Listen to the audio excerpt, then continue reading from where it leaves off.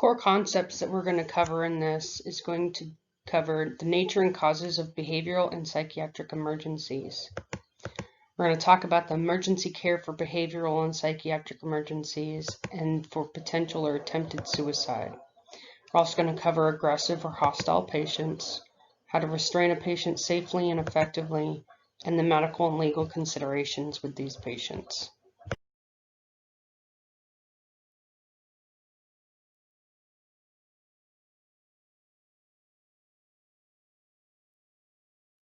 So what is a behavioral emergency?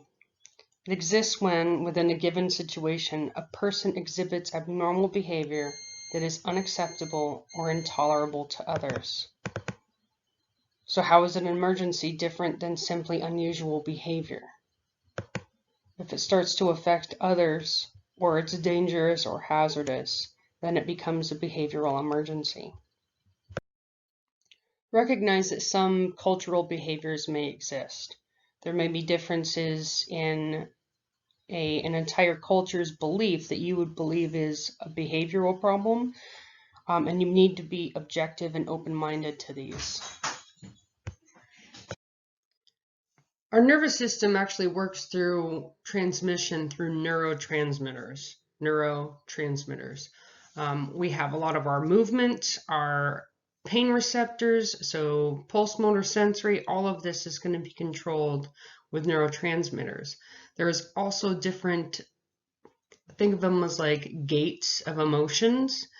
So you've got your like serotonin, your dopamine. These are all going to affect not only your sleep-wake cycle, but also your movements. There's a lot of dopamine affecting drugs or diseases that work with dopamine, and they'll end up having like tremors or shakes. So there's a lot of movement involved in these chemicals, these neurotransmitters, as well as mood.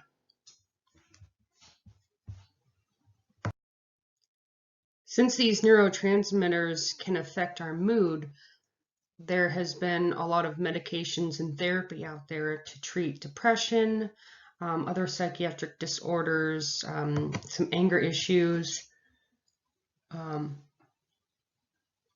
like oppositional defiant disorder.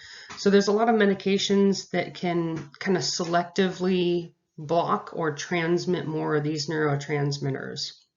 The newer medications offer a reuptake inhibition, which will actually, like, instead of the body kind of reabsorbing, it stops the body from reabsorbing that new neurotransmitter, so it can actually have more effect, if that kind of makes any sense. So you'll hear like SSRI, which is selective serotonin reuptake inhibitor. You'll hear stuff like that, especially if you like watch TV, and they'll say, if you're on this medication or on any SSRIs, please do not. That's what that's talking about, is different neurotransmitters. It's actually quite prominent in the world, but it's really common here in the United States. There's a lot of people on some sort of medication. It doesn't mean that there's anything wrong. It just, medication is what's appropriate for them. Almost 1 in every 5 adults, which includes EMS people. So 1 in 5 adults it's non-discriminatory. It can affect anybody, and at any time you can come into a mental illness any point in your life. There's more people that actually do not have any treatment, that are not on medications. They're not doing any psychotherapy or anything, because there is a lot of stigma related to mental illness, especially people that are in emergency services or in high stress environments. They don't want to be labeled as having mental illness. So it's actually more likely that EMS people, firefighters, police officers can actually have mental illness, like depression, and they're not being treated for it. They're kind of in a denial, and they're concerned that they won't be able to continue their job if they have that documented on their medical reports. Medical and traumatic conditions can also alter a patient's behavior. People that have had traumatic brain injury can actually have a personality and behavioral change that could be permanent. This also can be from strokes, heart attacks, seizures, any drugs. There have been cases where people have taken inappropriately laced LSD, and then they've had psychosis kind of permanently since then. Diabetes can have a huge effect on a person's behavior. So low blood sugar, extreme environmental changes. You can have high altitude, you can have heat, you can have cold, and it starts altering a person's way of thinking. When people are stressed, they can have a lot of different reactions to these stressful moments. They might be fearful, they might have some grief, and they might express anger. So as an EMS provider, we need to be aware that these kind of reactions are normal, but we need to be able to recognize when it might be a safety concern for the EMS professional. One of the ways that we can help is to try to mitigate some of those feelings. Don't rush them. Tell them that they're there to help, that you build that rapport. They'll trust you, they'll feel safer with you, and you can decrease some of that fear. Try to keep your own emotions under control.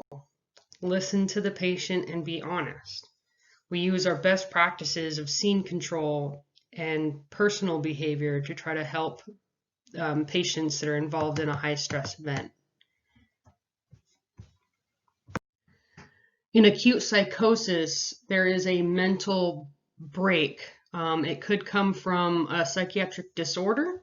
It could be triggered from medication or a drug. Basically, there is a break in the ability to process the information around them, including their environment, people, sights and sounds. When they experience the psychosis, they can have hallucinations. These can be visual hallucinations. They can also be auditorial hallucinations. So they can hear voices, they can see things, they can hear radio traffic of things that are coming after them. They might experience some paranoia. They'll have delusions where they believe they've been sent for a higher purpose or a higher power. They may be completely catatonic. They may be just laying there staring. Could be thought disorders. They could have different ways of thinking than you and I consider normal. You need to ensure your own safety as well as the patient's safety. Don't allow them to do things that are going to harm them.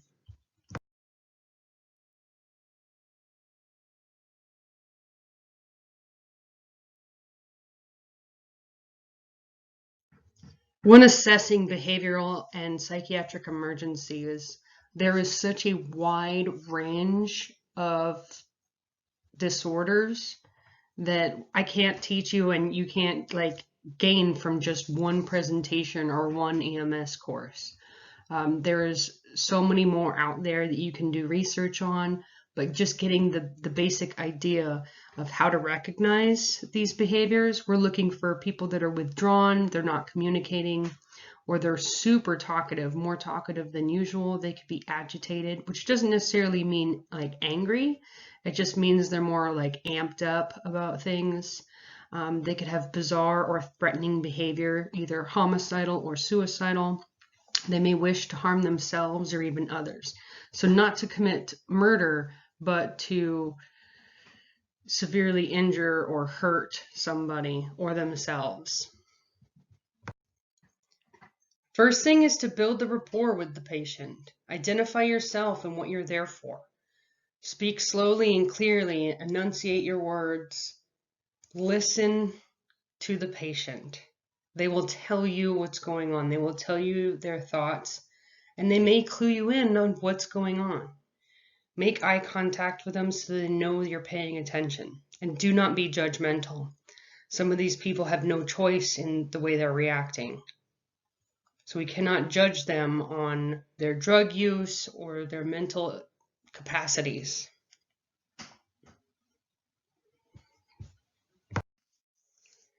Try to use that positive body language. Crossing your arms kind of shows off a closed body language. We want to be able to listen. We need to acknowledge the patient's feelings. It's not something that we can see. It's definitely subjective. We have to take their feelings into account. Try not to enter their personal space. It's good to have about 3 feet away from the patient. It's a safety thing as well as a comfort thing for themselves. Be alert for changes in emotional status.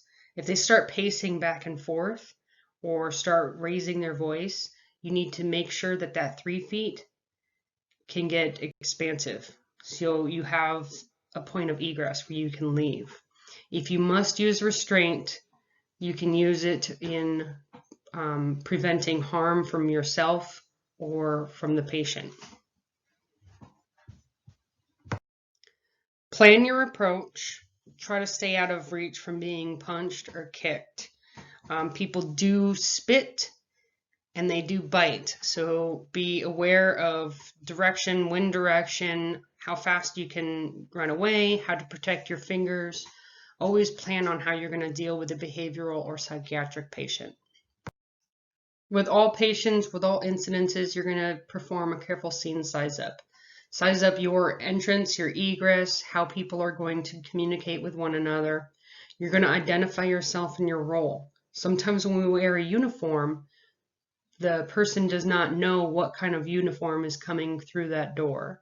You need to announce yourself for your safety as well as calming them down. You're going to complete your primary assessment. You need to find out life threats as well as an idea of the medical possible trauma that's going on. They can have a medical condition on top of a behavioral condition. You're going to perform as much detailed exam as you can. Be aware that it could aggravate or instigate more of the patient. Try to get as much history as you can. Looking around the room, look for drug paraphernalia, look for bracelets on the patient. Look for some sort of clue in case they're not able to give you an accurate history.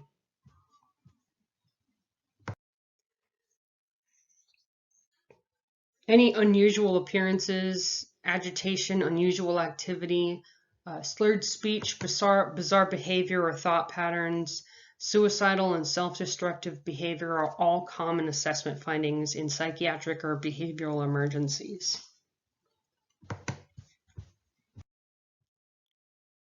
Be aware of your surroundings, and scene safety is ever changing and ever evolving. So pay attention to what's happening with your patient and your scene. Spend time talking to them, but not at the risk of spending too much time on the scene. You're there to help them and transport them. Never play along with their hallucinations. If they tell you they can see something, you explain to them that you do not see it, that they are hallucinating, and that you're there to help them. Going along with it will just feed into it, and then they will learn not to trust you.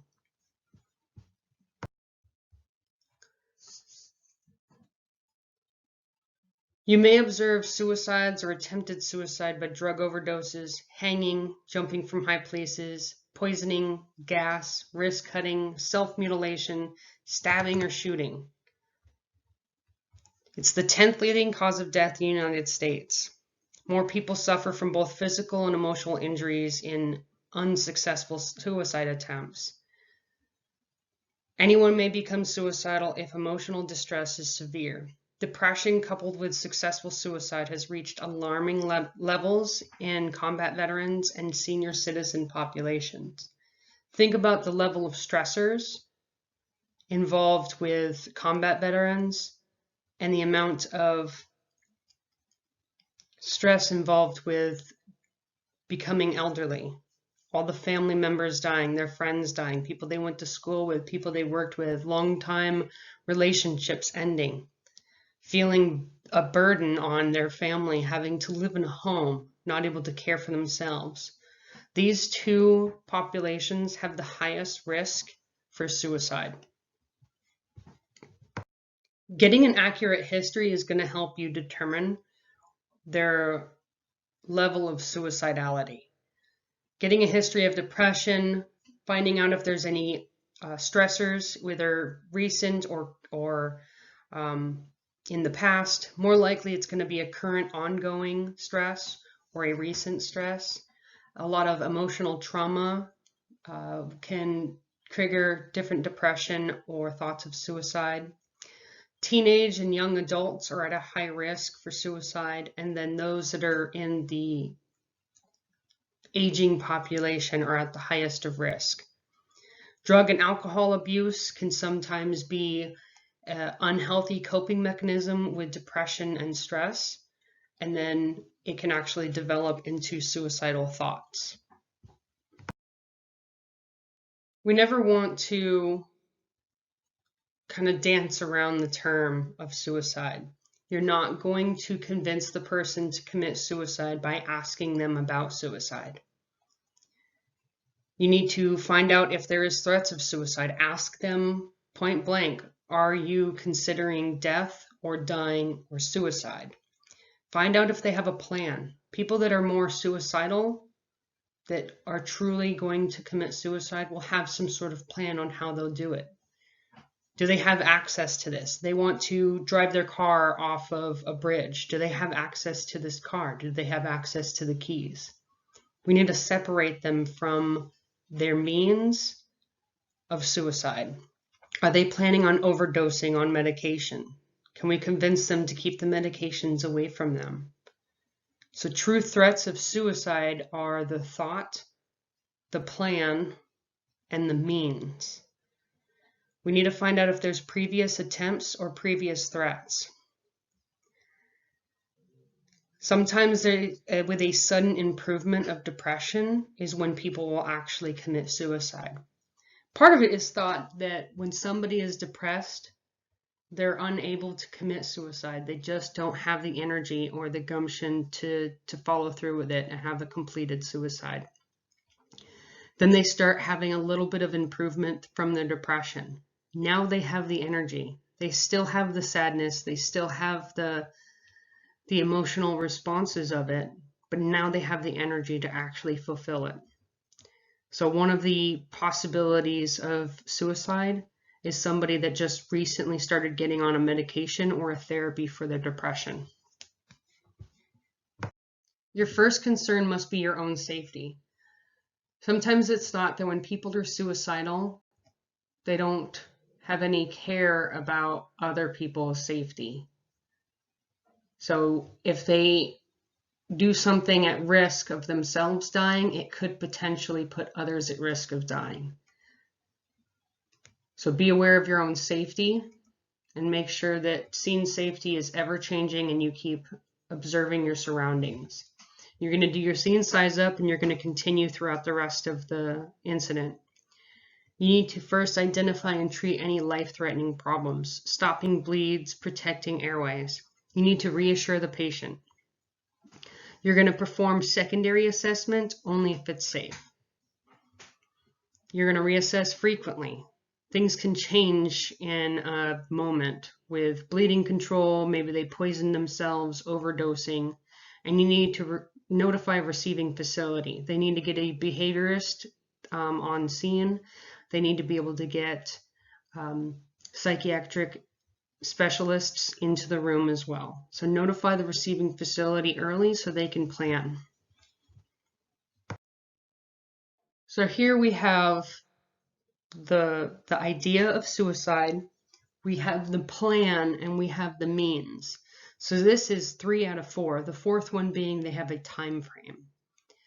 So unless he states that he wants to shoot himself now, that could possibly be all 4 being the idea, the plan, the means, and the time frame. This is a very high risk suicidal patient. This is also a severe safety concern. He may shoot himself, but he also may shoot at EMS responders. He may shoot at his girlfriend.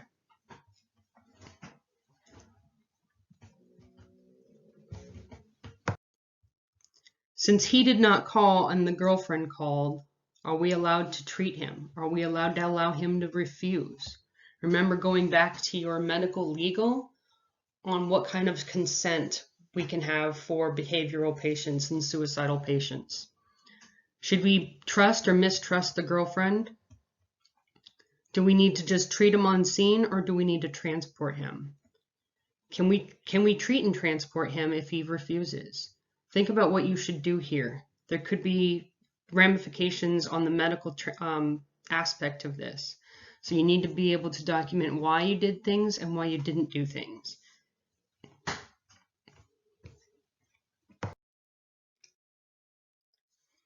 With all of our patients, whether they're suicidal, hostile, behavioral, psychiatric, we need to consider clues, look around the room, situational awareness. Get what you can from the scene. Get information from friends, families, bystanders, neighbors, and look at the patient's stance. If they're having their arms crossed, if they are pacing back and forth, if they're unconscious and responsive in the middle of the room, these are different things that will tell you how the person is going to act or react. Ensure that you have an escape route. This is with all patients. Never threaten the patient. This can make their stance worse. That can make their agitation worse. Stay very alert for weapons of any kind. Just because something is a tool that is usually non-life-threatening, it can be used as a weapon in other incidences. So be aware of objects that could be used as a weapon against you. Patient assessment may be just looking at life threats and doing the minimal treatment. You need to make sure that safety is priority.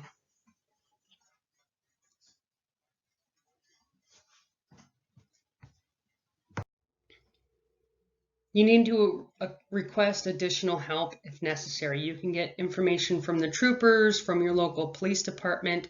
You may be able to get advanced level providers that can chemically restrain the patient. So make sure you request additional help early. You can always turn people back, but you can't make up time that's already been lost. You're going to reassess frequently, reassessing your scene, the patient's mentation and agitation levels. Consider a restraint. There are rules on restraining patients, and we will cover that later. There may be incidences to use reasonable force. This is the force necessary to keep them from injuring themselves or others. This could be holding them back. This could be pushing them back. The force needs to be equal to, but not excessive. So you can't go over and beyond what the patient has. So you've got a 110-pound teenage girl that's fighting with you. You can't have 6 people crushing her, jumping on her, or using a taser against her. If she had a weapon, then you can have the same level of force necessary to protect yourself. You have to be able to justify your means. So this goes back to the medical legal. Reasonable force is determined by the patient's size and strength, type of behavioral, mental status, and available methods of restraint. So reasonable really depends on how your documentation is going to protect you and the overall aspects of what's going on with the call.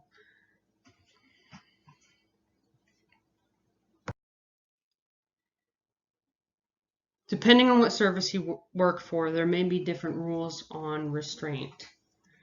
If you are going to restrain somebody, you need to make sure that you are covered, because in some places, only law enforcement can restrain. So you need to make sure you never restrain without legal authority and sufficient assistance. You need to be able to ensure patient safety with this while they're restrained.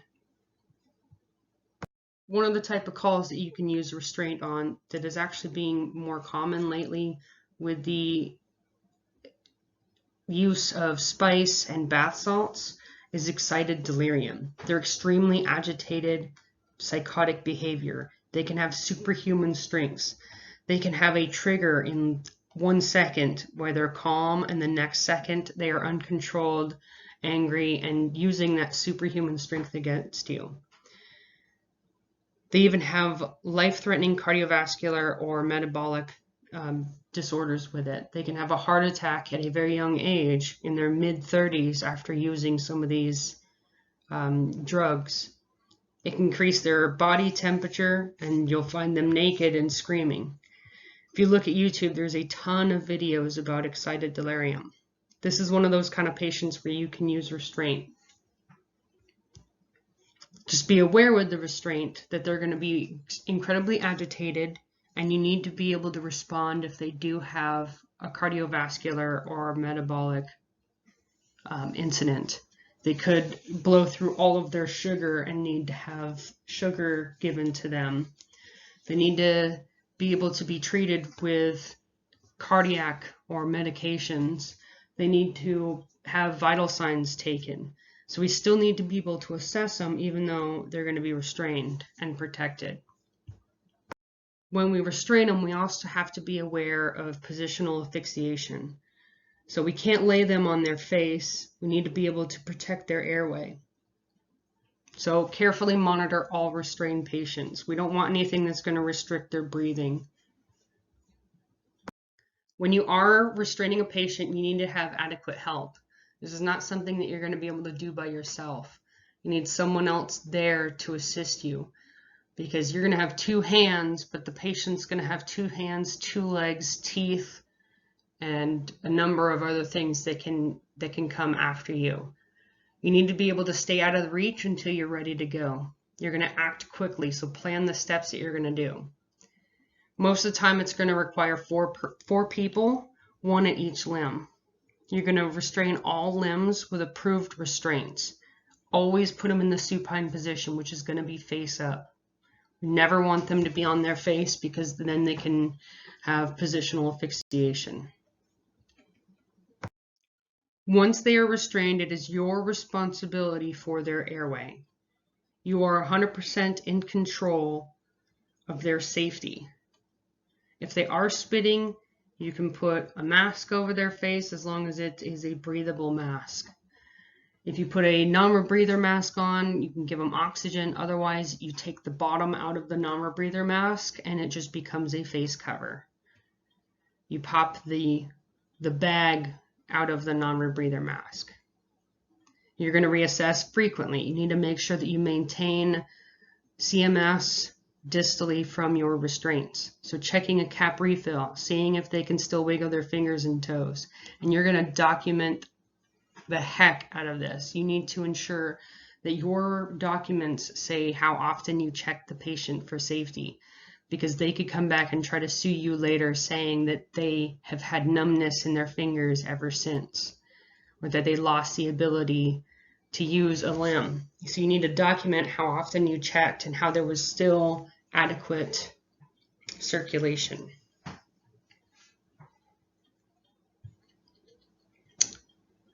Look up your service rules for restraint.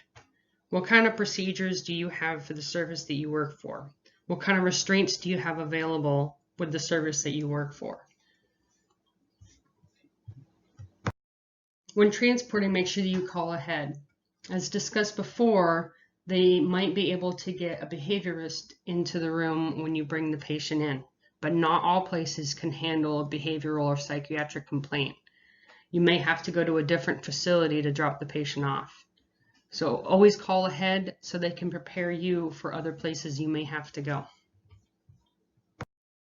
In Alaska, we have a Title 47, which essentially states that the person's unable to care for themselves either due to a behavioral or drug and alcohol.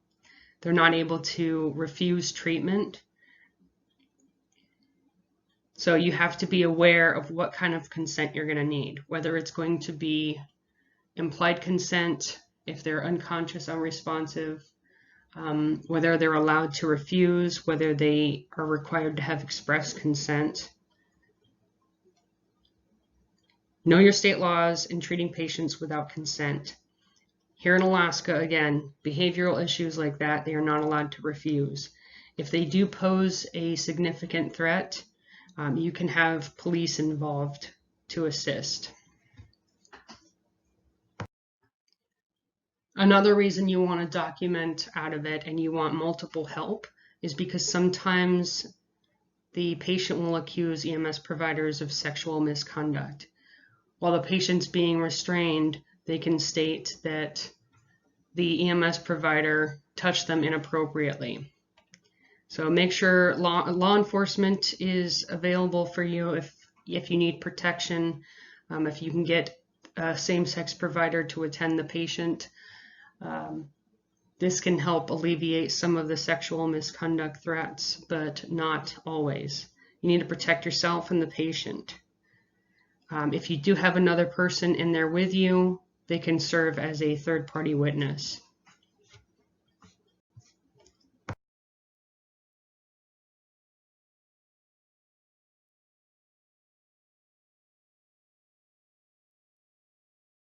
In summation, your scene safety is priority number one, and it is always evolving and changing. Look at your patient, watch their behavior cues. A significant portion of the population has some sort of mental or psychiatric condition. Not all patients are violent, and some of them may have different kind of responses to actions and stressors. We cannot have judgment on these people. We need to be open-minded and listen to them. Don't focus on the fact that somebody's acting bizarre as just a mental experience or that they're having a mental disorder. Always consider looking for a medical cause or a traumatic cause for the sudden change in behavior.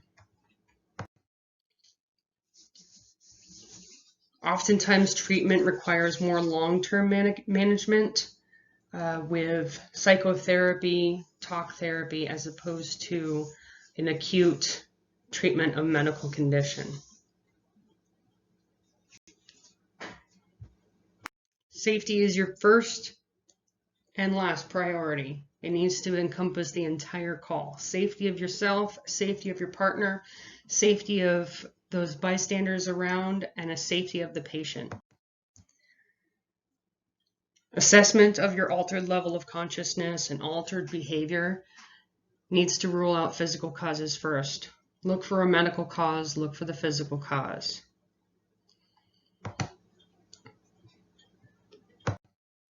Follow your local protocols. Look at your service to see what their rules are on restraint.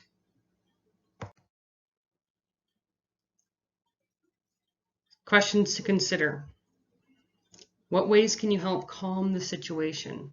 Bring them from a hot moment to a cool calm. What can you do with a scene that is dangerous? Is there law enforcement that you can call? Is there another means of accessing the patient? What are the 4 risk factors for a patient's risk of suicide? Remember that they have to have the thought of suicide, a plan, the means, and a time frame. So you respond to an intoxicated minor who's physically aggressive, threatening suicide, and his parents permit you to treat but not transport the patient. How are you going to manage? Talking with the parents is important, and complete documentation of this run.